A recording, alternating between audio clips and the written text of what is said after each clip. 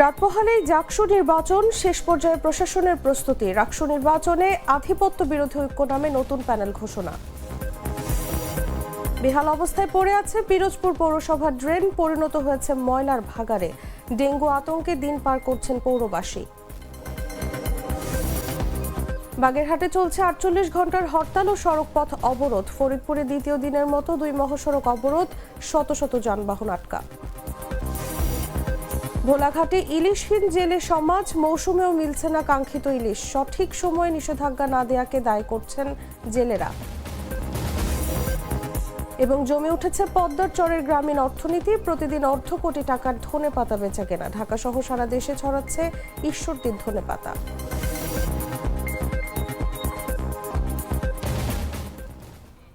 এতক্ষণ শুনছিলেন সংবাদ শিরোনাম।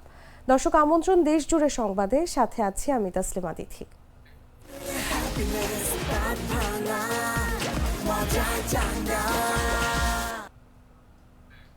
এবারে চলে যাচ্ছি পুরো খবরে।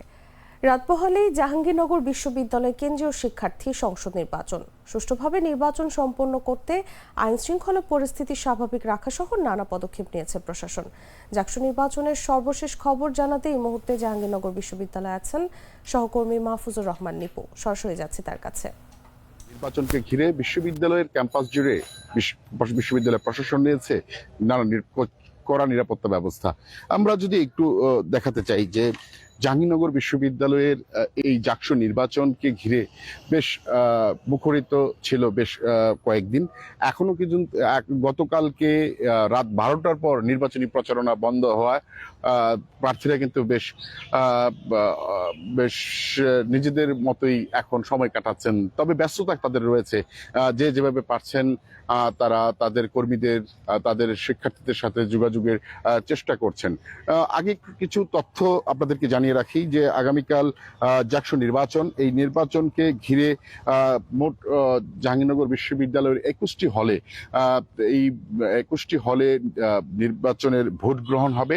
অর্থাৎ নির্বাচনী ভোট গ্রহণ হবে 21টি হলে। এর মধ্যে 11টি হল রয়েছে ছেলে শিক্ষার্থীদের জন্য, আর বাকি 10টি হল রয়েছে নারী শিক্ষার্থীদের জন্য। তারা তাদের সেখানে তারা ভোটদান করবেন, এমনটি কিন্তু প্রশাসনের পক্ষ থেকে আমাদেরকে জানিয়েছেন। আরেকটি বিষয় জানিয়ে রাখি যে এইখানে এই যে জাহাঙ্গীরনগর বিশ্ববিদ্যালয়ের 12টি গেট রয়েছে, এই গেটগুলো কিন্তু নিরাপত্তার আওতায় আনা হয়েছে। যে কেউ ইচ্ছা করলেই কিন্তু তারা ভিতরে প্রবেশ করতে পারবে না। অবশ্যই নির্বাচন কমিশনের যে পাস কার্ড রয়েছে সেটি সঙ্গে রাখতে হবে, এবং শিক্ষার্থী যারা রয়েছেন তাদের বিশ্ববিদ্যালয়ের যে আইডি কার্ড রয়েছে সেটিও সঙ্গে রাখতে হবে, এমনটি কিন্তু তারা নির্বাচন কমিশন থেকে আমাদেরকে জানিয়েছেন। এবারের জাকসু নির্বাচনে ভিপি পদে চূড়ান্ত তালিকায় 10 জনের নাম থাকলেও অনিয়মিত ছাত্রের অভিযোগ এনে অমরত্ব রায়ের প্রার্থিতা বাতিল করেন নির্বাচন কমিশন, যার ফলে সবশেষ ভিপি পদে লড়ছে 9 জন। অন্যদিকে জিএস পদে 9 জনের নাম চূড়ান্ত তালিকায় থাকলেও প্রচারণার শেষ দিন গতকাল সংবাদ সম্মেলন করে নির্বাচন থেকে নিজের নাম প্রত্যাহার করে নেন সৈয়দা। ঢাকা বিশ্ববিদ্যালয় কেন্দ্রীয় ছাত্র সংসদ নির্বাচনে ছাত্রদল মনোনীত প্রার্থীদের শুভ কামনা জানিয়ে ফেসবুকে পোস্ট দেয়া ব্রাহ্মণবাড়িয়া সদর মডেল থানার ভারপ্রাপ্ত কর্মকর্তা মোজাফফর হোসেনকে প্রত্যাহার করা হয়েছে। বুধবার সকালে বিষয়টি নিশ্চিত করেছেন ব্রাহ্মণবাড়িয়া সদর সার্কেলের অতিরিক্ত police super M Rakibur Reza. তিনি জানান, সদর মডেল থানার ওসি মোজাফফর হোসেনকে প্রত্যাহার করে পুলিশ লাইনে যুক্ত করা হয়েছে। তার স্থলে নাসিরনগর থানার ওসি আজহারুল ইসলামকে দায়িত্ব দেওয়া হয়েছে। এর আগে মঙ্গলবার সকালে ব্রাহ্মণবাড়িয়া সদর মডেল থানার ওসি মোজাফফর হোসেনের ব্যক্তিগত ফেসবুক আইডি থেকে ডাকসু নির্বাচন নিয়ে একটি পোস্ট দেওয়া হয়। ফেসবুকে দেওয়া স্ট্যাটাসে লেখা ছিল, মেধাবীদের জন্য শুভ কামনা রইল। তার পোস্টে উল্লেখ করা সংখ্যাগুলো ডাকসুতে ছাত্রদলের প্যানেলের ভিপি, জিএস ও এজিএস এর ব্যালট নম্বর। আইন অনুযায়ী সরকারি চাকরিজীবীদের রাজনৈতিক কর্মকাণ্ড বা প্রকাশ্য সমর্থন প্রকাশ সম্পূর্ণ নিষিদ্ধ হলেও রাজনৈতিক অবস্থান প্রকাশ করায় বিষয়টি নিয়ে সামাজিক যোগাযোগ মাধ্যমে তীব্র সমালোচনা শুরু হয়। পরে কয়েক ঘন্টার ব্যবধানে তিনি স্ট্যাটাসটি মুছে ফেললেও বিতর্ক থামেনি।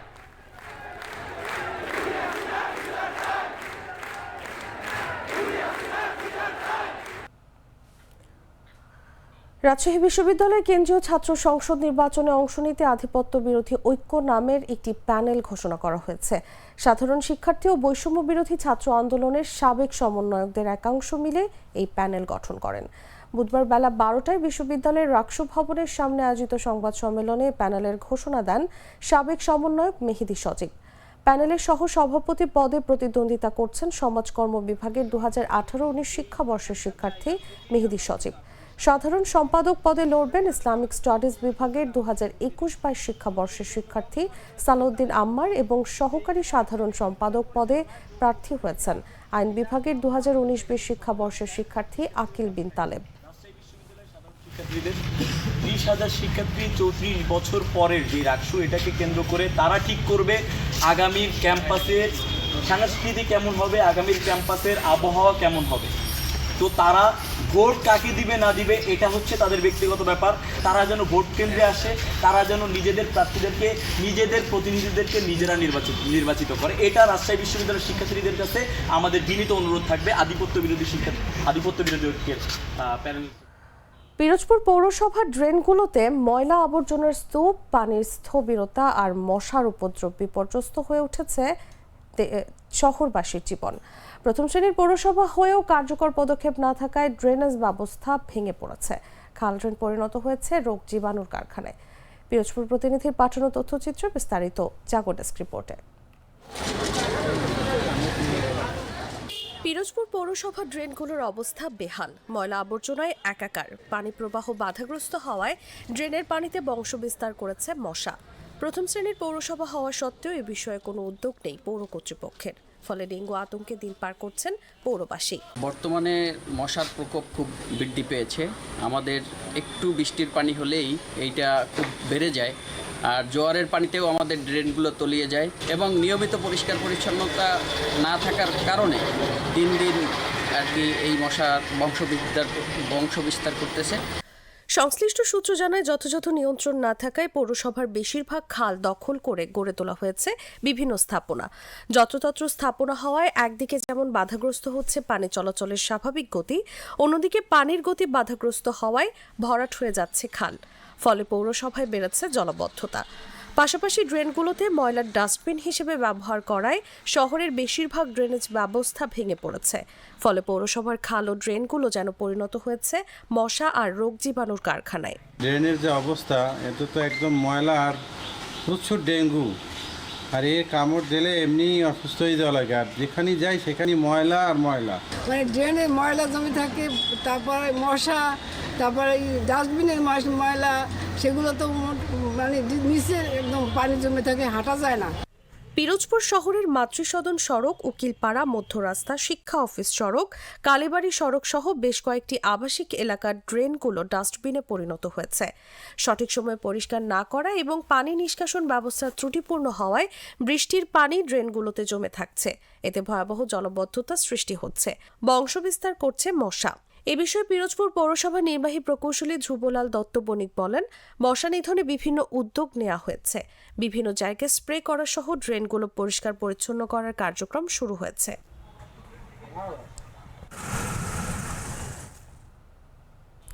বাগেরহাটে 4টি সংসদীয় আসন বহাল রাখার দাবিতে জেলা জুড়ে টানা 48 ঘন্টার হরতাল ও সড়কপথ অবরোধ কর্মসূচি চলছে।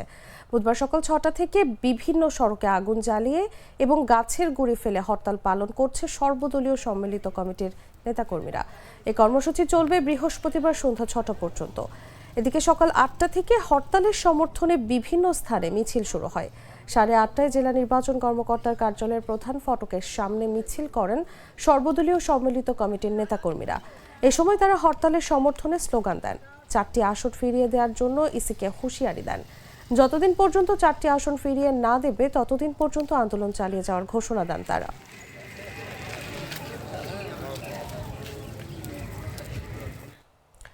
এদিকে ফরিদপুরের ভাঙ্গাইল সংসদীয় আসনের সীমানা থেকে 2টি ইউনিয়নকে অন্য আসনে যুক্ত করার প্রতিবাদে দ্বিতীয় দিনের মতো 2 মহাসড়ক অবরোধ করে বিক্ষোভ করছেন এলাকাবাসী। এতে ঢাকা বরিশাল ও ঢাকা খুলনা মহাসড়কের যাত্রীবাহী বাস সহ ট্রাক, পিকআপ, মাইক্রোবাস সহ শত শত যানবাহন আটকা পড়েছে। বুধবার সকাল 7টা থেকে ঢাকা বরিশাল মহাসড়কের হামিরদি ইউনিয়নের পুকুরিয়া, হামিরদী, মাধবপুর ও নওয়াপাড়া বাসস্ট্যান্ড এবং ঢাকা খুলনা মহাসড়কের হামিরদী ইউনিয়নের মনসুরাবাদ বাসস্ট্যান্ড ও আলগি ইউনিয়নের সুয়াদি এলাকায় অবরোধ করেন স্থানীয় জনতা।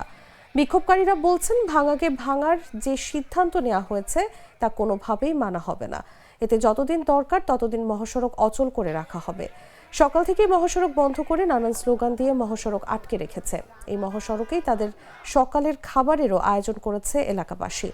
এ বিষয়ে নিজেদের অসহায়ত্বের কথা জানালেন ভাঙা হাইওয়ে থানার ভারপ্রাপ্ত কর্মকর্তা মোহাম্মদ রকিবুজ্জামান। জেলা প্রশাসক বলছেন, তাদের দাবি জাতীয় পর্যায়ের বিষয়, স্থানীয় প্রশাসনের কিছুই করার নেই। এটার সমাধান স্থানীয়ভাবে সম্ভব নয়। বিষয়টি নিয়ে এলাকাবাসী তাদের দাবি সম্বলিত যে স্মারকলিপি দিয়েছিল তা গুরুত্ব সহকারে নির্বাচন কমিশনে পাঠানো হয়েছে। সেখান থেকে এখন পর্যন্ত কোনো নির্দেশনা দেওয়া হয়নি।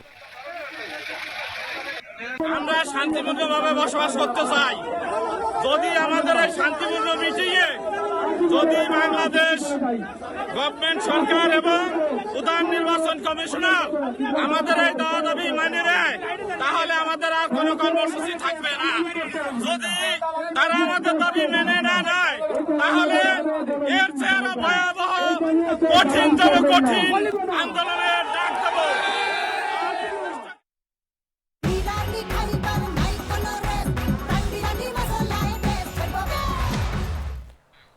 ভোলায় ইলিশের ভরা মৌসুমেও জেলেদের জালে উঠছে না কাঙ্ক্ষিত মাছ। সেপ্টেম্বর পেরোলেও ঘাটে ফিরতে হচ্ছে হতাশ হয়ে। বিশেষজ্ঞরা বলছেন, জলবায়ু পরিবর্তনের কারণে ইলিশের প্রজনন ও মৌসুমের সময় পাল্টে যাচ্ছে। আর জেলেদের দাবি, নিষেধাজ্ঞার সময় সঠিকভাবে নির্ধারণ না করায় সংকট আরও বেড়েছে। আগস্ট মাস এলে মেঘনা ও তেঁতুলিয়া নদীতে ইলিশের জোয়ার দেখা যাওয়ার কথা, কিন্তু টানা কয়েক বছর ধরে মৌসুমে কাঙ্ক্ষিত ইলিশ মিলছে না। এবছর সেপ্টেম্বর পেরিয়ে গেলেও মাছ শিকার করে হতাশ হয়ে ঘাটে ফিরছেন জেলেরা। জেলেদের দাবি, ইলিশের ভরা মৌসুম পাল্টে গেছে। আগে আশ্বিনের পূর্ণিমায় মা ইলিশে নিষেধাজ্ঞা কার্যকর হলেও তা এখন আর বাস্তবতার সঙ্গে মেলে না। তারা মনে করেন, সঠিক সময় নিষেধাজ্ঞা না দেয়ায় মা ইলিশ ডিম ছাড়তে পারছে না। এর ফলে পরের মৌসুমে সংকট তৈরি হচ্ছে।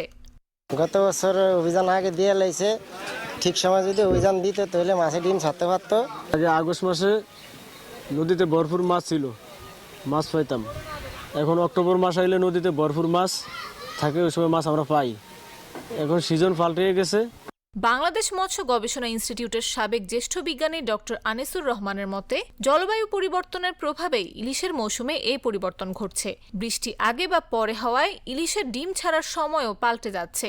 এ বিষয়ে গভীর গবেষণার প্রয়োজন রয়েছে।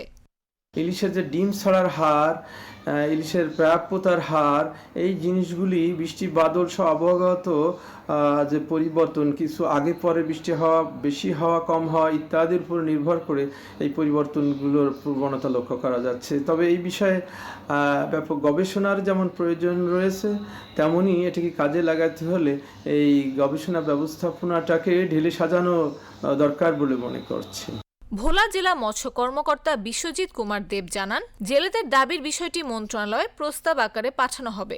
আমরা প্রতি বছর অক্টোবরে করি এবং জেলেদেরও একটা দাবি আছে এবং তারাও এবার বলছে যে যেহেতু ইলিশ নদীতে কম আসছে, হয়তো মোহনা সমুদ্রে আছে, তো এটা যদি এই একটু দেরিতে পর্যটন মৌসুমটা নির্ধারণ করা হয়, তাহলে ইলিশটা যেমন বেশি মাইগ্রেট করবে এবং নির্ধারিত সময়ে ইলিশের ডিমটাও প্রচুর ছাড়বে। এবং এটা আমরা ইতিমধ্যে আলোচনা করেছি এবং আমরাও সেরকম একটা প্রস্তাবনা আমরা দিতে চাচ্ছি, যেহেতু আমাদের এখানকার জেলে ভাইরা তারা প্রধান এটার আহরণকারী। পাশাপাশি গবেষকদের সাথে আমাদের মাঝে মাঝে কথা হয়, তারাও যেটা বলছেন যে গ্লোবাল ক্লাইমেট চেঞ্জের কারণে সিজন চেঞ্জ হয়েছে, মাছের মাইগ্রেশনও লেট হচ্ছে এবং মাছের ডিমটাও দেরিতে আসছে। বর্তমানে জেলার নিবন্ধিত জেলের সংখ্যা 1,71,000-এরও বেশি। এবছর ইলিশ আহরণের লক্ষ্যমাত্রা ধরা হয়েছে 1,80,000 মেট্রিক টন। নিউজ ডেস্ক, জাগো নিউজ। রোজকার সাধারণ খাবার এখন হবে অসাধারণ। প্রাণ স্বাদের মশলা, স্বাদ বাড়ায়, ঘ্রাণ ছড়ায়। পাবনার ঈশ্বরদীর পদ্মার চরে ধনেপাতার বাম্পার ফলনে জমজমাট বাণিজ্য। প্রতিদিন এখান থেকে কোটি টাকার ধনেপাতা যাচ্ছে রাজধানী সহ দেশের বিভিন্ন জেলায়। লাভবান হচ্ছেন কৃষক ও ব্যবসায়ীরা।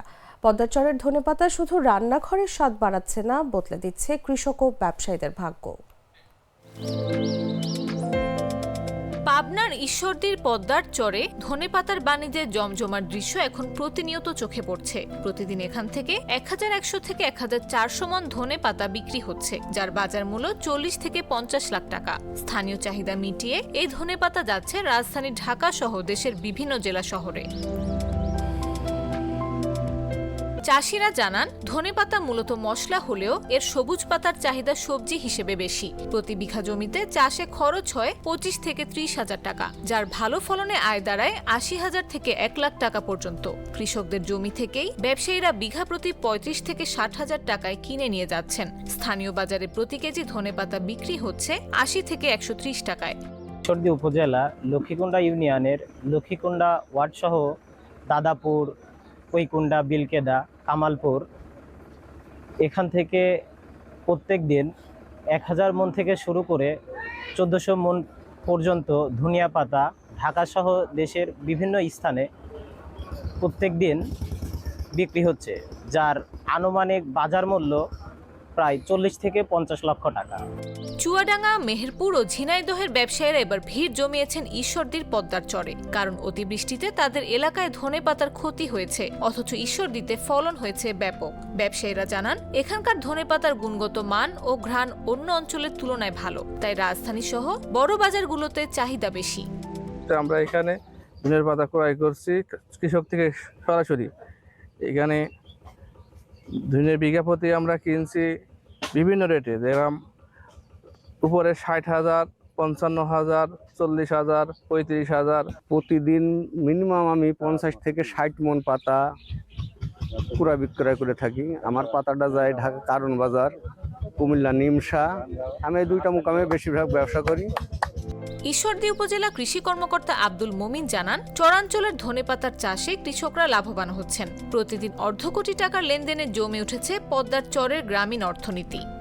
এই ধনেপাতা অত্র উপজেলার চাহিদা পূরণের পাশাপাশি ঢাকা সহ সারা বাংলাদেশের বিভিন্ন জেলার চাহিদা পূরণ করে চলছে। এছাড়া বিঘা প্রতি প্রায় 70 থেকে 80 হাজার টাকা কৃষকরা বিক্রি করছেন এবং তারা লাভবান হচ্ছে। পদ্মার চরের ধনেপাতা আজ শুধু রান্নাঘরের স্বাদ বাড়াচ্ছে না, বদলে দিচ্ছে কৃষক ও ব্যবসায়ীদের ভাগ্য।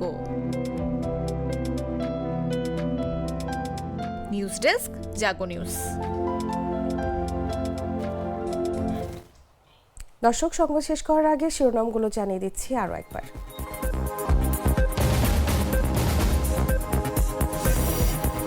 রাত পোহালে জাকসু নির্বাচন, শেষ পর্যায়ে প্রশাসনের প্রস্তুতি। রাকসু নির্বাচনে আধিপত্য বিরোধী ঐক্য নামে নতুন প্যানেল ঘোষণা। বেহাল অবস্থায় পড়ে আছে পিরোজপুর পৌরসভার ড্রেন, পরিণত হয়েছে ময়লার ভাগাড়ে। ডেঙ্গু আতঙ্কে দিন পার করছেন পৌরবাসী। বাগেরহাটে চলছে 48 ঘন্টার হরতাল ও সড়ক পথ অবরোধ। ফরিদপুরে দ্বিতীয় দিনের মতো 2 মহাসড়ক অবরোধ, শত শত যানবাহন আটকা। ভোলাঘাটে ইলিশহীন জেলে সমাজ, মৌসুমেও মিলছে না কাঙ্ক্ষিত ইলিশ। সঠিক সময় নিষেধাজ্ঞা না দেয়াকে দায় করছেন জেলেরা। এবং জমে উঠেছে পদ্মার চরের গ্রামীণ অর্থনীতি। প্রতিদিন অর্ধ কোটি টাকার ধনেপাতা বেচা কেনা। ঢাকা সহ সারা দেশে ছড়াচ্ছে ঈশ্বরদীর ধনেপাতা।